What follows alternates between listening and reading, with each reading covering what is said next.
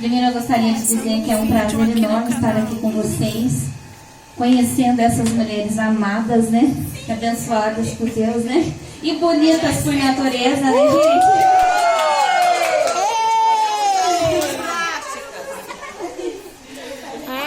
Então, meninas, posso chamá-las de meninas? Sim, por favor, meninas. As meninas do coração de Jesus, né, gente?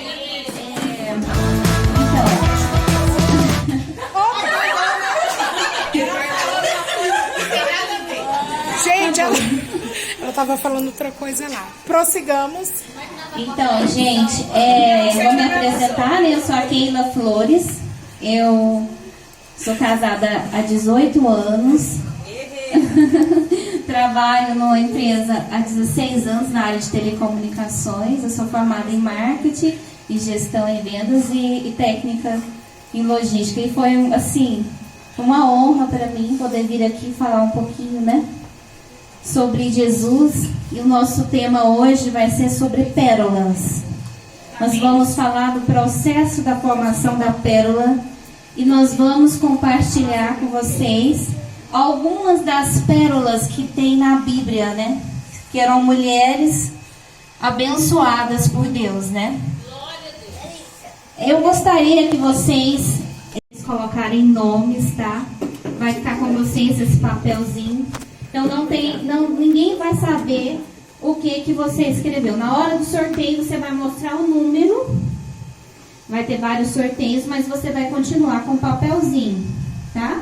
Mostrem só o número e continuem. Quero que vocês escrevam, abram o coração, escreva quais são as suas dores nesse papel. Quais são... Oi, gente. Não, vamos fazer os maiores. Quais são as maiores decepções que vocês tiveram na vida? Os maiores traumas? Podemos falar o que mais? Sentimento de rejeição. Então eu quero que vocês escrevam isso nesse papel. E vocês vão ficar com esse papelzinho até no final da nossa reunião, tá? Eu não sei se vocês, provavelmente alguém já tenha visto, né?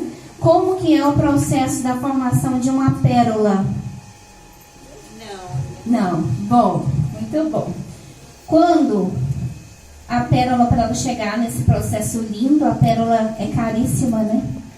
É muito caro. Quem tem uma pérola tem algo muito precioso, né? Uma pérola sem ser bijuteria, viu, gente? Uma pérola de verdade. As ostras fabricam a pérola com nácar. O que é o nácar? É uma substância luminosa que tem dentro da ostra, que ostra feliz não produz pérolas. Só produz pérolas as ostras que passam pelo processo de cicatrização. Para fabricar uma pérola, a ostra sofre muito. Ela sofre, ela geme, provavelmente ela chora. Para fazer aquele processo de cicatrização. Como que é formada a pérola? Quando algo adentra a ostra, pode ser uma folícula de areia, aquilo lá machuca a pérola, a ostra. Quando machuca ela começa o processo de cicatrização. Ela vai criando camadas, e mais camadas, e mais camadas, até passar a virar-se uma pérola. A ostra que não consegue regenerar aquela dor, cicatrizar, ela não produz pérola. As ostras, elas são filtrantes, ela vai filtrando. Então, o que nós tiramos com isso aqui da ostra? Que nós não podemos ser ostras filtrantes. Nós temos que passar pelo processo de cicatrização. Aprender com Jesus, em Deus, a cicatrizar as nossas feridas, as nossas dores, as nossas decepções, as nossas mágoas. né? Aprender com ele para a gente produzir pérolas. O que são as pérolas? Nos tornarmos mulheres virtuosas, mulheres que conseguem dar um bom conselho. Nós só conseguiremos dar um bom conselho, na maioria das vezes, quando a gente passa pelo aquele processo. Não é muito mais fácil eu dar um conselho para alguém de algo que eu já passei na minha vida, que eu já vivenciei? Se nós não tivermos esse processo de dor, de sofrimento, para a gente aprender, como é que nós vamos conseguir dar um bom conselho? Se eu passei por um problema no meu casamento e eu consegui superar, e eu tenho uma amiga que está passando por esse mesmo problema, eu vou conseguir dar um bom conselho, porque eu vivi isso, eu passei por isso. Talvez eu não esteja passando o que ela está passando naquele momento, mas atrás eu precisei aprender, me humilhar diante de Deus, para poder produzir a pérola. Qual que é a pérola? A pérola de dar um bom conselho. São pérolas que nós vamos conseguir passar. Às vezes a gente não quer passar pelo processo de cicatrização. A gente só quer ser a pérola. Mas se a gente não passar pelo processo de aprendizado, de aprender com Deus, de intimidade com Deus, como é que nós vamos nos tornar pérolas? Essa parte ninguém quer, né? O que a gente quer? Ser pérolas. E o processo para nos tornarmos pérolas? Não, vamos pular essa parte. Pula, Jesus, pula. Roda a fita, não, né? Não tem mais fita, né? Muda aí, Jesus, muda o slide aí. Vamos para a parte da bênção. Não quero passar pelo processo para me tornar bênção, não. Então, eu vou parar um pouquinho. E eu quero que vocês escrevam nesse papelzinho, tá? O que mais te machuca? Pode escrever, ninguém vai ver. Não deixe ninguém ver, não precisa de ninguém saber das nossas cicatrizes. Vamos colocar caladinho. Escreva no papel aí bonitinho, guarde com vocês. E no final da reunião eu vou falar para vocês o que vocês vão fazer com esse papel de Deus, né? Mulheres que são exemplo, que passaram pelo processo para se tornarem pérolas. E olha que teve mulheres que eu vou falar uma coisa para vocês. Muitas teriam desistido no caminho e não seria exemplo lembrado até hoje por nós, se elas tivessem desistido de se tornar pérolas. Se elas não tivessem as suas cicatrizes curadas, né? Se elas não tivessem se deixado serem usadas por Deus. Porque Deus, Ele não é igual ao mal. O mal não pede permissão para entrar na vida da gente. Se a gente não estiver firme com Jesus, firme na rocha, que Jesus, o mal chega e entra. Mas Deus não. Deus, Ele só entra no lugar que Ele é convidado a habitar. Por isso que todos os dias a gente tem que pedir a Deus para entrar na nossa vida. Ele não entra se Ele não for convidado. Ele só trabalha no coração que dá lugar para Ele trabalhar. E isso é tão lindo, né, gente? Jesus é tão perfeito, até nisso. Ele é perfeito. Porque Ele não é invasor, Ele não vai invadir a privacidade de quem não quer Ele. Ele só vai entrar no coração daqueles que querem ter um encontro verdadeiro com Ele, né? E eu vou começar falando para vocês aqui, a Bíblia foi Sara. Sara foi um exemplo de fé, exemplo de saber esperar o tempo de Deus. Sara foi mãe na velhice. Era algo que, gente, nós que somos mulheres, a gente sabe que seria impossível a idade de Sara ser mãe, mas Deus tinha um propósito naquilo. Qual que era o propósito de Deus? Primeiro, mostrar que nada é impossível diante de Deus, que a gente pode produzir frutos na velhice. E através de Sara e Abraão se formaram uma grande nação. Abraão é lembrado como nosso pai na fé. Ele teve uma fé assim extraordinária. E se ele era um homem de fé, Sara também era uma mulher de fé. Porque a mulher, ela está junto com o homem. Eles se tornam uma só carne. Então, se Abraão era um homem de fé, Sara também foi. Claro, Sara falhou. Mas quem não falha? Quem nunca falhou na vida? Sara falhou quando ela tentou passar na frente dos propósitos de Deus. Às vezes, por nossa ansiedade, nós queremos que a nossa bênção chegue rápido. Impossível. Bonita, ela era uma mulher bonita, né? Tem uma passagem que fala que Faraó teve que pagar um alto preço, porque ela escondeu que ela era casada com medo de matarem seu esposo, né? Então ela era formosa. As pérolas do Senhor têm que ser o quê? Bonitas, formosas. As mulheres de Deus, elas precisam se cuidar. Mas quando nós vemos aqui, não fala. Que sentido teria que falasse que a mulher era de Deus, mas ela era feia? Não, a Bíblia faz a questão de ressaltar a beleza das mulheres de Deus. Então elas cuidavam, elas se amavam. Eram mulheres que tinham uma autoestima elevada.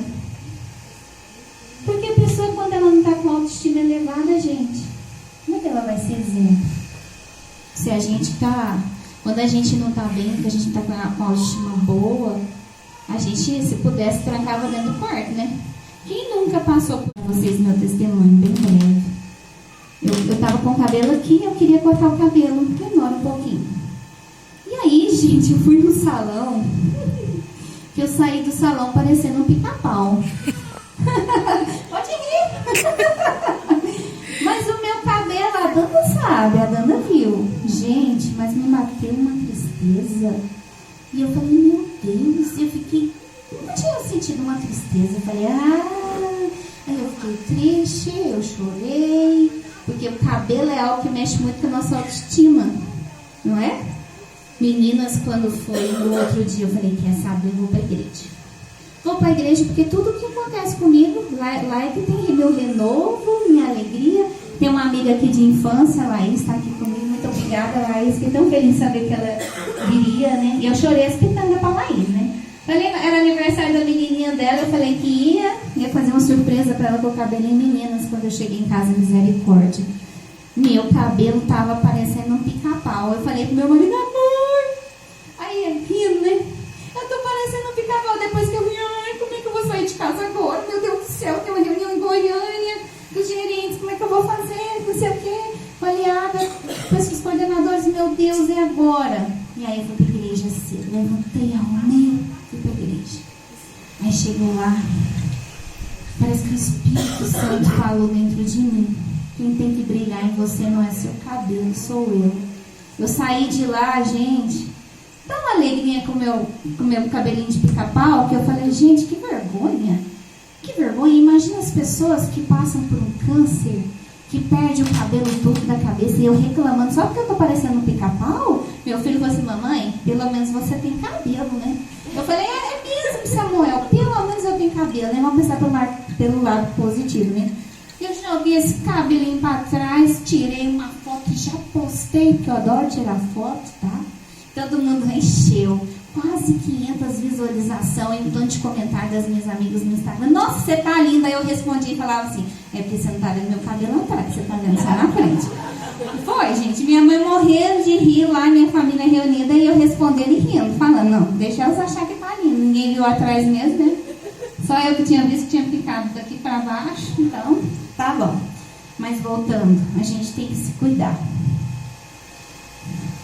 Se cuidar, porque o mundo lá fora, gente, as mulheres estão cada vez mais produzindo para chamar a atenção, e nós temos que ter sabedoria até nisso. A gente tem que se cuidar para o nosso marido falar assim, mas quando eu tenho uma pérola, uma mulher bonita em casa que se cuida.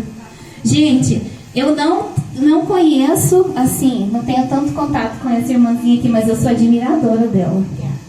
De tanto ouvir a Danda falar nela. Gente, que lindo. Ela é uma mulher que se cuida, que levanta cedo e fica toda arrumadinha. Eu falo, meu Deus, eu quero chegar, assim, né, na idade dela, com esse vigor, com essa juventude. Tá sempre pra cima, sempre bonita, sempre arrumada. E é isso, gente. Às vezes a gente tem tantos afazeres, mas não custa levantar. Se a gente levantar meia hora mais cedo, Se a gente tomar um banho, arrumar nosso cabelinho, que se ele vai fazer um coquinho, vamos fazer um coquinho bonito. Se a gente não usa batom, vamos passar um protetor labial. Passar um desodorante, um perfume. A Danda adora perfume, né? Quando eu falo perfume, eu lembro da minha amiga Danda. Ela adora perfume. Eu tô entrando nessa vibe de ficar sentindo perfume nas lojas agora. Então eu tava falando em perfume. E assim, aprendi a gostar de crochê porque minha amiga é apaixonada em crochê. E a gente vai convivendo, né? A gente vai pegando as manias dos outros, né? Vai pegando as manias boas pra nós, né? Então é isso, gente. A gente tem que se cuidar, se valorizar, né? Agora, nós falamos de Sara, que foi um exemplo de fé. Miriam, gente. Miriam teve um papel muito importante, né? Miriam foi a irmã mais velha de Moisés. E Miriam foi, gente, imagina o que Miriam passou para salvar Moisés. Vocês já pararam para pensar que o rei tinha mandado matar, né? Todos os meninos daquela época. Miriam era uma menina. Ela captou Moisés e perna para quem tem. Ela não pensou nem na própria vida dela, porque se ela tivesse pensado na vida dela, Miriam teria desistido. Imagina, ela protegeu o irmãozinho dela e foi ali olhando na beira do rio, até que Deus preparou o destino, né, daquele bercinho lá dentro daquele lago, daquele rio, até chegar nas mãos certas. Miriam teve um papel importante, ela foi usada, porque no futuro, quem salvaria o povo de Deus foi Moisés. Ele salvou. Então Miriam nasceu e cresceu como escrava no Egito. Ela foi responsável por cuidar de seu pequeno irmão Moisés, que anos mais tarde libertou o seu povo da escravidão. Além de líder de louvor, Miriam era profetisa e muito respeitada entre os hebreus. Em Êxodo 15, 21, Miriam lhes respondia cantando: cantem ao Senhor, pois triunfou gloriosamente, lançou ao mar o cavalo e o seu cavaleiro. Quais que são as principais características de Miriam? Vamos ver? Irmã mais velha de Moisés, não apenas foi responsável por salvá-lo do genocídio feito pelo faraó, como ficou ao lado dele ao longo de sua liderança. Então, podemos dizer que Miriam era inteligente e certamente Miriam agiu como conselheira de Moisés. Ela passou por um processo de cicatrização, né, gente? Ana amava Eucana, seu marido, mas Ana não era feliz porque ela queria ter um filho. E olha pra vocês verem como que Deus trabalha, gente. Que coisa mais linda. Quando ela abriu o coração para Deus, Deus deu Samuel para ela. Porque Deus estava esperando a atitude do coração de Ana. Quando Ana estava chorando, falando com Deus. Deus viu a atitude de Ana. Às vezes a gente quer a bênção só para nós. E olha como que Deus trabalhou em Ana. Deus deu Samuel para Ana e Deus deu Ana. E Ana deu Samuel para Deus. Foi uma troca. Deus deu Samuel para Ana e Ana deu Samuel para Deus. Deus estava esperando a Ana abrir o coração dela, gente. Eu passei por um processo quando eu tive Samuel, meu primeiro Samuel. Casada depois de 7 anos, eu resolvi ter filho. Era uma opção minha, que eu queria viver a parte do casamento para depois ter filho, né? Quando eu tive o meu Samuel nasceu, pegou uma bactéria no sangue no hospital. Samuel foi parar no UTI. Nós ficamos uma semana internados. Samuelzinho ficou muito ruim. E aí, o que eu fiz? Um dia no desespero, foi o dia que eu recebi o Espírito Santo. Foi naquele dia de desespero, naquela noite. Eu lembro que era dia 12 para o dia 13 de abril. No dia 13 era meu aniversário. E eu eu peguei e falei com Deus. Saí lá fora no hospital. Eu estava no hospital evangélico, no andar lá. Eu saí de forma que eu conseguia ver o céu. Não aguentava mais ver meu filho sofrendo. O médico falou para minha mãe que se a gente tivesse fé em Deus, era para a gente usar a nossa fé, porque os antibióticos que ele poderia dar para o Samuel, ele já tinha dado todos e o Samuel não tinha cura. Não estava tendo reação perante os antibióticos. E aí, eu peguei e saí lá fora, olhei para o céu e falei, Senhor, o Samuel não é meu. O Samuel é do Senhor. Então, Jesus, olha só, gente, que oração que eu fiz. Senhor, se o Senhor quiser levar o Samuel de volta, que o Senhor leve. Ele não é meu. Eu abri meu coração para Deus. Eu falei, o Senhor mata o Samuel e leva ele. Mas eu não aguento mais ver o meu filho. E essas lágrimas desciam no meu rosto. Eu não aguento mais ver o Samuel sofrendo desse jeito. Todo picado, com catéter na cabeça. E aí, gente, naquela noite eu recebi o Espírito Santo. Ficou marcado na minha vida. Ficou marcado. Passaria tudo de novo para receber o Espírito Santo. Eu senti uma paz dentro de mim, uma alegria. Eu estava vivendo uma guerra do lado de fora, mas do lado de dentro eu tinha paz. O Espírito Santo é isso, eles nos dão paz em meio à guerra. Você pode estar vivendo uma guerra do lado de fora, mas do lado de dentro você tem paz, você tem alegria. Você tem fé que vai melhorar, que vai mudar, que vai acontecer alguma coisa. E aí no outro dia, eu não queria dormir. Queria ficar tagarelando, falando de Deus a noite inteira. Foi algo extraordinário que aconteceu comigo. Aquela paz, aquela alegria. Ai, meu Deus. E aí, quando foi no outro dia, as enfermeiras vieram. Samuel estava no quarto, tomando as medicações no quarto. E naquele banho de luz, só de fraldinha, com os olhinhos tampados, com um negócio preto, tipo um óculos que eles criam, porque não pode os raios solares no olhinho da criança, né? A enfermeira veio buscar Samuel, porque o catéter estourou. A hora que ela foi botar o antibiótico na cabeça do Samuel, a agulha voou, o trem entupiu de uma certa forma. Eu falei, meu Deus, é agora. Nós vamos levar o Samuel para UTI, para furar o Samuel para a chaveia, porque a veia dele estourou do catéter da cabeça. Não aguenta mais colocar antibiótico nessa veia. Pegaram o Samuel. Vocês acham que eu fiquei chorando? Falei, Senhor, te entreguei o Samuel ontem. Então está nas suas mãos. Eu entreguei, eu não posso tomar de volta. E aí foram, levaram o Samuel. Ele tinha uma mantinha azul bebê da Natura. Não sei se alguém já viu isso daquela mamãe bebê. Uma mantinha. Ela era um verde, não é azul bebê. Ela é tipo um verde, parece uma azul de Anápolis. E aí ela falou assim, se o doutor César quiser que fure o Samuel de novo, ela chama muito mais atenção do que uma mulher vulgar. Hoje a sociedade está tão assim que se você anda na rua bonita, elegante, uma roupa bonita, gente, você chama muito mais atenção, até mesmo das mulheres, do que se você andar lá com a bunda de fora, né, com decotão. Tá normal isso. As mulheres não estão chamando atenção mais por isso. Eu até vejo alguns vídeos que eles fazem lá no Rios, no Instagram, de umas mulheres bem vestidas, né? E aí, elas chamam muita atenção por onde elas passam. Então, se você, eu não sei, na denominação de você, se pode usar calça, mas se na minha pode, se eu posso usar calça, eu vou usar uma... Não vou sair na rua com uma leg.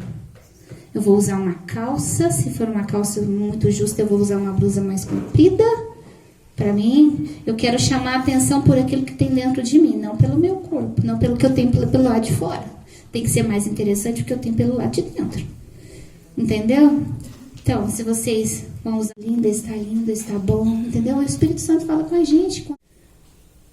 A gente mesmo sabe que aquilo lá é por Deus. Deus encontrou Graça em Maria, senão ele não ia escolher qualquer uma para ser a mãe do filho dele, o nosso Salvador. Que possamos ser Marias na terra. Prazer, não sei se todas sabem, mas a Danda foi resposta de oração, porque eu precisava de alguém para trabalhar lá comigo. E o Senhor, no dia que eu falei com Deus, na igreja eu lembrei da Danda. Foi a Danda, gente, a Danda, eu tinha esquecido dela, deixa eu ligar para ela. E a Danda, gente, ela faz a diferença lá. Faz a diferença lá. Todo mundo gosta demais da Danda. A gente fala lá que ela é a nossa psicóloga.